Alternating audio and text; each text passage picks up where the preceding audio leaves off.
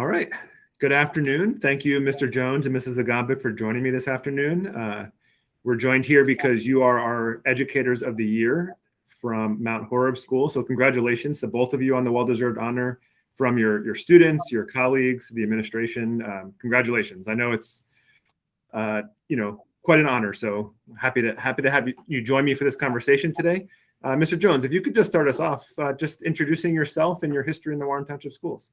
Sure. My name is PJ Jones. I have been working in the Warren schools for I think this is my 16th year. And I began in the school district in 2002. I know those numbers don't add up. There was a brief stint where I left for a while to attend grad school.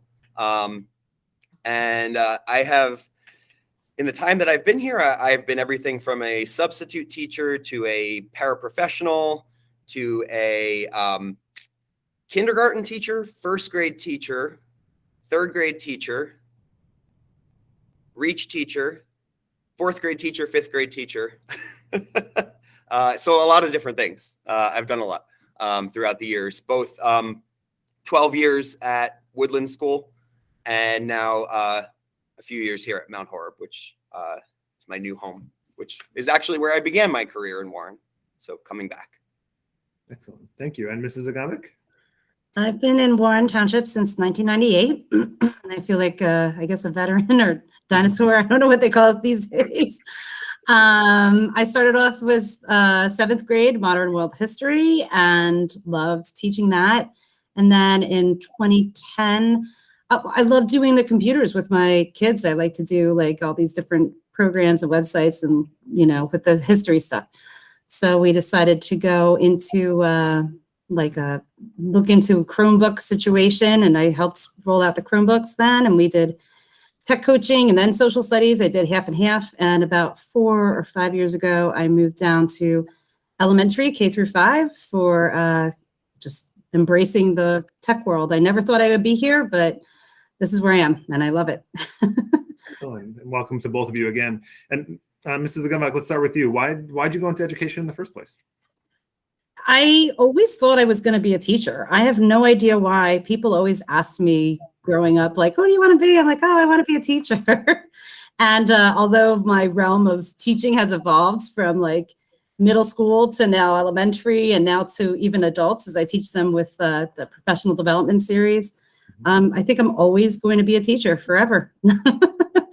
It's just something I always wanted to do. And what about you, Mr. Jones? I'm the opposite. I never thought I would become a teacher. And I had a very specific reason. For my formative years, my mom was a teacher.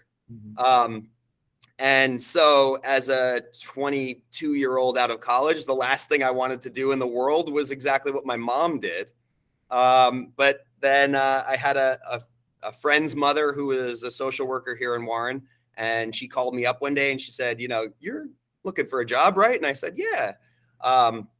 She said, "Why don't you come work in an elementary school?" And I thought, why not? And I did it for a year. And at the end of that year, I realized what I was missing. And that's when I ended up going back to school to get a degree in education. So it's all history after that. Right. And neither one of you, when you were starting out, could have predicted where we would be right now with the COVID environment and all of this, and where we continue to be. Staying with you, Mr. Jones, can you talk about an area of success that you and your students have experienced over the last few years? Like what makes you proud about how you've kind of worked through this time period? So I think, as you alluded to, the last couple of years have been something extremely unique, something that nobody expected to go through. And I think that the most exciting part about the last couple of years was trying to make the environment of school as normal for the kids as possible. And I feel like we were really successful in that, especially last year, coming into a year that, kids were going to be in school part of the time and out of school part of the time. And sometimes they'd be on a computer and sometimes they'd be live, and juggling all of those different scenarios. And I think, having taught so many different subjects and so many different grade levels, I've kind of always been reinventing myself as a teacher and adapting to new situations. So it kind of came naturally for me. And the other thing is last year's third grade rap was a huge highlight for me, putting together a rap video with 30 kids all having a part, some of them never thinking in the world that they would be able to do something like that. And then putting together a finished product that everyone looked back at and said, wow, I actually can do it. That was phenomenal. We loved your rap. Thanks. And Mrs. Akambek, what about you? What have you been most proud of over these last couple of years? Well, for me personally, going for my doctorate is pretty exciting. I never really thought I would be going that route, but here I am, and I don't know where that's going to land me someday, but that's exciting. I love teaching the adults. Like I said, that's a new role I have. They're kind of my students right now, in a way. Teaching these teachers how to use programs, how to make their lives easier with technology, presenting it at some larger forums, even like the ASCD and NJECC and ISTE, like a lot of these organizations, like getting out beyond our little zone of Warren, and even just spreading the message further and just making people excited about what they can do with technology in their classrooms is like the most fun for me, because when the teachers get really excited about what they're able to do and learning things on how to teach a new way and then bring that excitement to their students, then they have fun and the students have fun. And I guess part of my mantra is learning should be fun. It shouldn't be something that's a duty or a task. It's something we should embrace and enjoy and explore together. So I've been exploring Hour of Code, I guess, with the students lately is what we just embarked in. And we're getting the kids into a coding program in K-5. And it's been very, very rewarding. The kids are very, very interested, and computer programming is definitely a career field to be looking into for the future. Sure. And if I can editorialize just for a second, I think to kind of combine the two experiences here, one of the reasons why people were successful, I think, last year, to the extent that we were, which was, I think, very high, is because of the computer technology programs that have been in place for a long time. So Warren was a leader in one-to-one, which you were a big part of at the middle school, Mrs. Agambik, well before I was here. And certainly that paid off for our staff in the pivot. Nobody was expecting to do what we had to do. No, it was a crash course. It was a crash course in learning how to teach online. But like you said, there was a lot of exposure to it already. Right. And we were familiar with a lot of the programs. So we did well.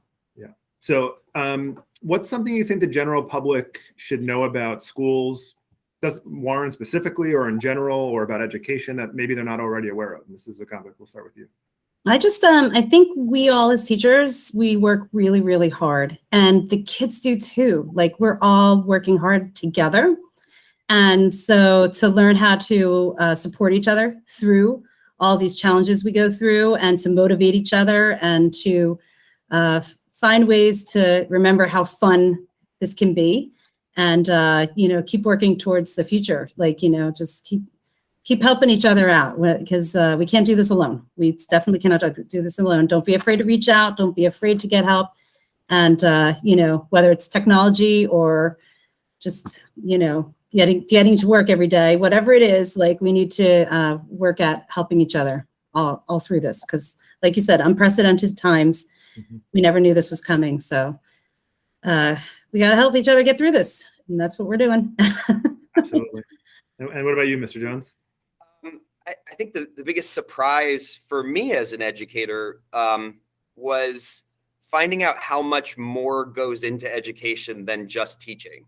That especially today, educators are from on any given day, we're a therapist for a child, we're a surrogate parent for a child, we're a role model for a parent, or a role model for a child or a parent. There are so many situations that come up that are non-educational situations that there's an opportunity to teach something about life. And I think that side of things has drawn me to teaching even more than the academic side of things. Being able to to help kids or families or a coworker through a difficult situation, and kind of give them a little bit of help, as Mrs. Agombic was suggesting, to get through stuff.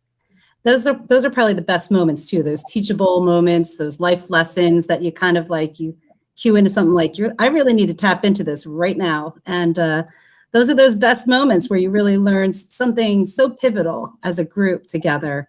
That's and, when kids come back to me after years and they're like, hey, remember that talk we had about whatever it may be, about Latin or something like that? And to me, I'm like, I don't know, I was just talking. but those are the things that they remember. Right. It's the culture too, that we, that you have to build together, that warm environment where everybody trusts each other and you talk openly. And it's just a great experience to do as a group, right? Do it together. Mm-hmm. Yeah. It's about the community. Yeah, that's great. And that's a great segue to kind of my final question here. Starting with you, Mr. Jones, when your students think back to this time in their lives in the future, what do you hope that they'll remember about you and your time with them? I think more than anything, Mrs. Agombic alluded to this, that learning is fun, right? That especially in elementary school, learning should be fun. Coming to school should be a positive experience for every kid. And take all the grades and report cards and academic stuff out of it.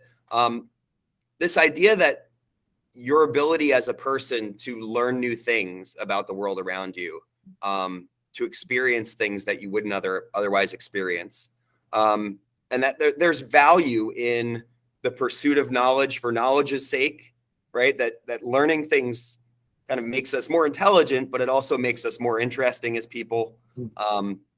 It offers us a different perspective on the world. And it makes us, more valuable to society at large. So that's something that's really important to me. And I hope to instill that kind of love of learning that I have in my students as well. Yeah, and learning doesn't have to be something that stops at, the end of high school. It's something that, or at the end of college, I just keep going. And sometimes it doesn't have to be in the context of school. I mean, we're learning constantly every day. You're learning how to make a new recipe. You're learning how to communicate with people across the world. You constantly learning, and it should be something that's embraced and we're joyful about.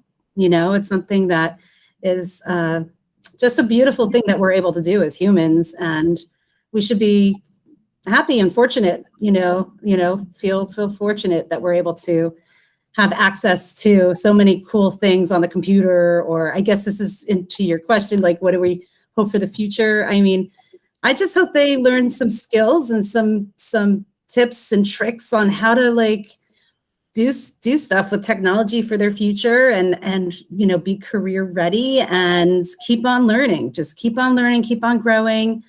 And keep smiling, because I hope they remember my smile. I like I like to make them happy all the time. So, although it's hard to tell behind the mask. So, but they can tell, and I think that's that's one of the reasons why you're here today, is because they can tell that you care about them and that you want them to be successful. So, with that, I'll say thank you for taking all this time out of your very little free time that you actually have. To have the conversation. It was really interesting for me, and I hope for everybody who watches down the road. Congratulations again on your selections as Educators of the Year for Mount Horeb School, and being such great representatives of not only the school, but the district and educators as a whole. So again, thank you, and congratulations. All right, thank you.